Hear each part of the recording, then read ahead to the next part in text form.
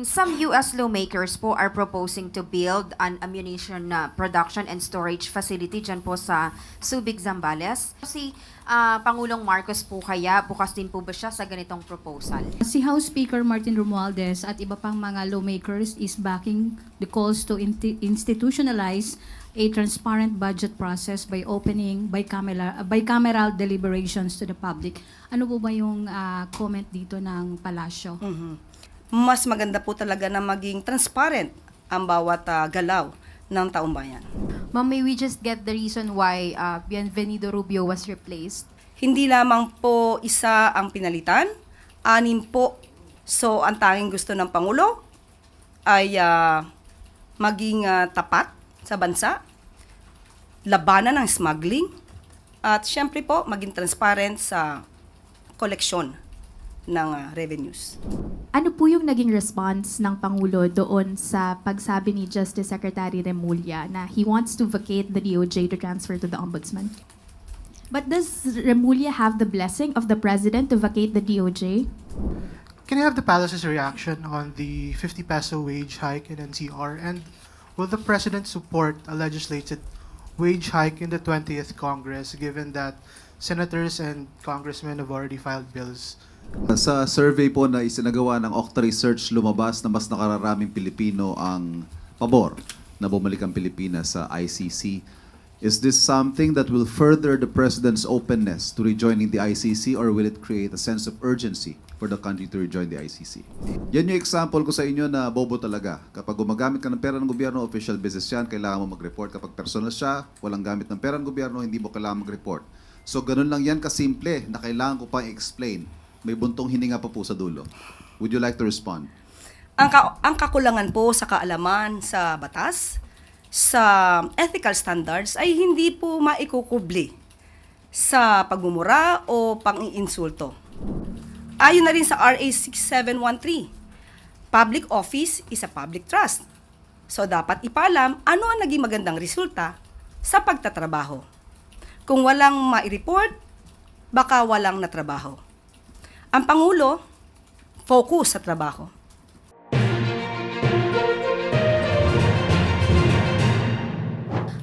Some U.S. lawmakers po are proposing to build an ammunition production and storage facility dyan po sa Subic, Zambales. And si Secretary Gibo Teodoro, nagpahayag na rin po ng pagiging bukas sa ideyang ito. Pero si Pangulong Marcos po kaya, bukas din po ba siya sa ganitong proposal?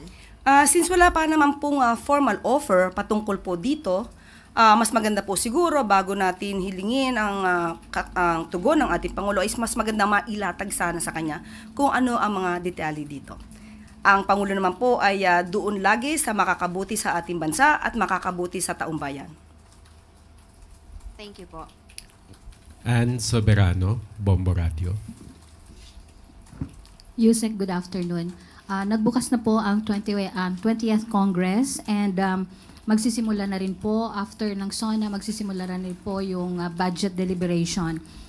Si House Speaker Martin Romualdez at iba pang mga lawmakers is backing the calls to institutionalize a transparent budget process by opening bicameral deliberations to the public. Ano po ba yung comment dito ng Palasyo? We respect the independence of the Congress, pero kapag po ang pinag-usapan ay pagsasapubliko ng anumang transaksyon patungkol sa gobyerno, mas maganda po talaga na maging transparent ang bawat galaw ng taumbayan. Thank you, Yusek. Next, Ana Bajo, GMA News Online. Good afternoon, Yusek. Ma'am, yesterday, Ariel Nepomuceno took his oath as the new BOC Commissioner. Ma'am, may we just get the reason why Bienvenido Rubio was replaced? Katulad ng ating sinasabi, ang Pangulo, ang nais po talaga ay makapagbigay ng mas magandang serbisyo ang bawat heads of agencies, ang bawat leader na nasasakupan ng ating Pangulo. Hindi lamang po isa ang pinalitan, 6 po. 6 po, kasama po ang commissioner ang napalitan.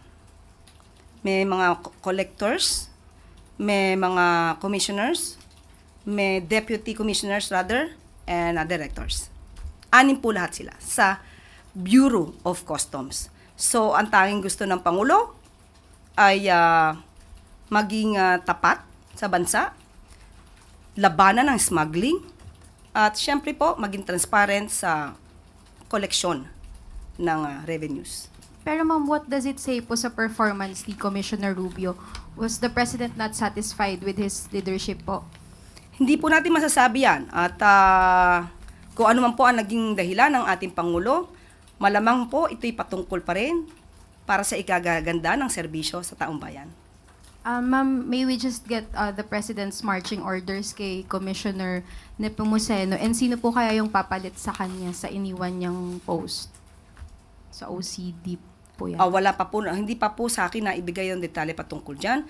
Pero ang marching order, unang-una po, dapat proteksyonan po, strengthen yung border protection at labanan nga po ang smuggling. At nagsisimula na po ang pamahalaan sa paglaban, sa mas matinding laban sa smuggling. Thank you, ma'am. Next question, Ivan Mayrina, GMA Integrated News. Sa survey po na isinagawa ng Okta Research, lumabas na mas nakararaming Pilipino ang pabor na bumalik ang Pilipinas sa ICC. Is this something that will further the President's openness to rejoining the ICC, or will it create a sense of urgency for the country to rejoin the ICC? Sa ngayon po ay hindi pa po natin napag-uusapan yan, hindi pa po nababanggit ng Pangulo. Pero yung ganito mga sentimiento po ng ating mga kababayan ay dinidinig naman po ng ating Pangulo. So tignan na lang po natin sa mga susunod na araw kung ano po ang magiging saloobin ng Pangulo sa pag-rejoin sa ICC. Last week or over the weekend, hindi ho naitago ni VP Sara ang kanyang, should I say, exasperation. Sa palitan po ninyo ng kuro-kuro tungkol sa kung ano ba ang personal at official trip. In her words, I quote her, "Yan yung example ko sa inyo na bobo talaga. Kapag gumagamit ka ng pera ng gobyerno, official business yan, kailangan mo mag-report. Kapag personal siya, walang gamit ng pera ng gobyerno, hindi mo kailangan mag-report." So ganun lang yan kasimple na kailangan ko pang i-explain. May buntong hininga pa po sa dulo. Would you like to respond? Ang kakulangan po sa kaalaman sa batas, sa ethical standards ay hindi po maikukubli sa pagmumura o pang-iinsulto. Simple lang naman po. Bakasyon o trabaho.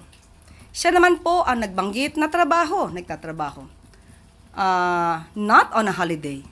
So kapag nagtrabaho, dala ang posisyon, dala ang bandera ng Pilipinas, may official functions. Ayon na rin sa RA 6713, public office is a public trust. So dapat ipaalam ano ang naging magandang resulta sa pagtatrabaho. Kung walang mai-report, baka walang natrabaho. Ang Pangulo, focus sa trabaho. Kapag po siya man ay umaalis ng bansa, may dalang magandang balita. May magandang naging relasyon sa iba't ibang leaders. Isa dito ay ang pagsagip sa buhay ni Mary Jane Veloso dahil sa magandang relasyon sa Indonesia. Ang pagpapauwi, ang pagpapabalik ng dating mamabatas na si Arnulfo Teves. Pati na po ang mabilis na pababalik kay Alice Goo. At sa Japan, inaangat ang turismo ng Pilipinas. Yan po ang trabaho na dapat ipagmalaki kung talagang nagtrabaho. Katrina Domingo, ABS-CBN. Good afternoon, Undersecretary. Ma'am, just a follow-up question first on the BOC appointment. Does this mean that the former commissioner and the 6 other officials who were removed from their posts were tagged in anomalies within the agency? We cannot say that. We cannot say that. The only purpose of the President is there is a continuing performance evaluation. Everybody is on notice. Everybody is on probation. We have to work better for the country and for our fellow men, Filipino people. Okay, ma'am, on the Justice Secretary Jesus Crispin Remulla said yesterday in an interview na he has already relayed to the President his intentions to apply for the ombudsman post, which will be vacated by mid this month. Ano po yung naging response ng Pangulo doon sa pagsabi ni Justice Secretary Remulla na he wants to vacate the DOJ to transfer to the ombudsman? Wala pa pong nababanggit ang Pangulo kasi wala pa rin po yung shortlist na tatanggap ang Pangulo. So, hintayin na lang po natin kung ano po ang magiging pasya pag sa tamang panahon. But does Remulla have the blessing of the President to vacate the DOJ? Yan po naman ay kanyang pagpapasya kay SOJ Boying Remulla. So hanggang ngayon ay wala pa naman po, hindi pa po nababakante ang Department of Justice. So hintayin na lang po natin. Jean Last Manalas. follow-up question. Meaning, ma'am, hindi pa nagpe-prepare din ng backup shortlist ang Pangulo with regard to the possible replacement of Remulla should he be accepted by the JBC? Opo. As of now, wala pa po tayo nakukuhang detalye kasi wala pa rin pong short notice para po sa posisyon ng ombudsman. Jean Mangaluz, philstar.com. Good afternoon. So the DBM is set to submit its budget to Congress, the proposed 2026 budget to Congress this month. So what can we expect, especially since very controversial yung budget natin for this year? Lagi naman po ang Pangulo, sabi nga po natin kung ano ang makakabuti sa mamamayan at para sa bansa. So ngayon po, patungkol po sa PhilHealth Funds, ito po ay isinumiti pa lang, so pag-aaralan po ito. Tandaan po natin, muli, ang gusto po ng Pangulo ay mapaganda ang buhay ng bawat Pilipino, maging mas magaan, at mabigyan ng magandang serbisyong medikal at pangkalusugan. One quick follow-up. So intact po yung PhilHealth funds for in the 2026 budget sa proposed version? Ako po, sorry po, hindi ko po nakita. Tatanungin ko po ang Pangulo. Hindi ko po nakita as of now. Lef Narciso, DZRH. Good afternoon, Yusek. Sabi po ng luwa, natapos na yung investigasyon nila. Kaugnay ng mga reklamo sa Prime Water, na isumite na po ba yung resulta ng investigasyon sa Malacanang at nabasa na ba ni Pangulong Marcos? Opo, nakatanggap na rin po tayo. Siguro nakalimutan ko lang pundalin, ipapakita ko po sana sa inyo. Isang folder po siya, ang report, at 2 boxes ng balikbayan boxes. Ganon karami. So, nabigyan po tayo ng kopya kahapon at nabigyan na rin po ang Office of the President at ito po ay aaralin at asahan niyo po na mabilisan pong aaralin to para sa mga consumers po ng Prime Water. Pagkatapos pong maaral, ano po kaya ang susunod na hakbang? Definitely, gagawa po tayo ng legal na aksyon. Aksyon na naaayon sa batas at walang masasagasaan pero dapat para sa taong bayan. Last question, Adrian Halili, Business World.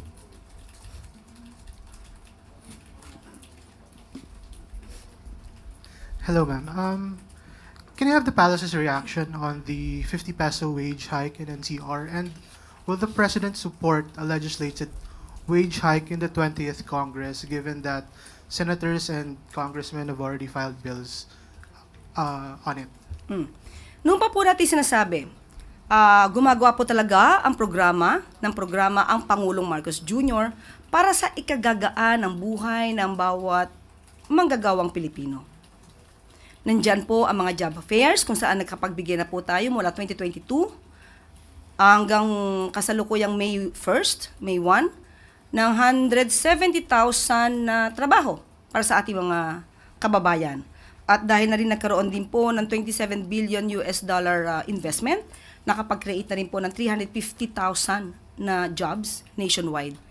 At kung nagbigay po ngayon ang Regional Tripartite Wages and Productivity Board ng 50 pesos na wage hike, yan po ang na-evaluate na maaaring ibigay sa ating mga gagawa para maibsan po ang kahit konting hirap na lumalabas po itong 1,300 per month. At sa lahat po ng kakayanin ng administrasyon at sa pakikipag-usap sa lahat ng stakeholders, mga manggagawa, mga negosyante, mga investors, lahat po ito ay pakikinggan para na rin sa kabutihan ng lahat. hindi lamang para sa mga gawa, hindi lang para sa mga investors o sa mga negosyante, para po sa lahat. On the legislated wage hike, ma'am, will the president support it? Muli, pag-aaralan ito kung kakayanin ba talaga. Kasi kung magdudulot naman ito ng layoff dahil hindi kakayanin ng karamihang maliliit na mga negosyante, mas marami pong mahihirapang mga manggagawa dahil baka mawalan sila ng trabaho. Kaya po ito, lahat ng ito ay pag-aaralan para sa ikabubuti po ng lahat.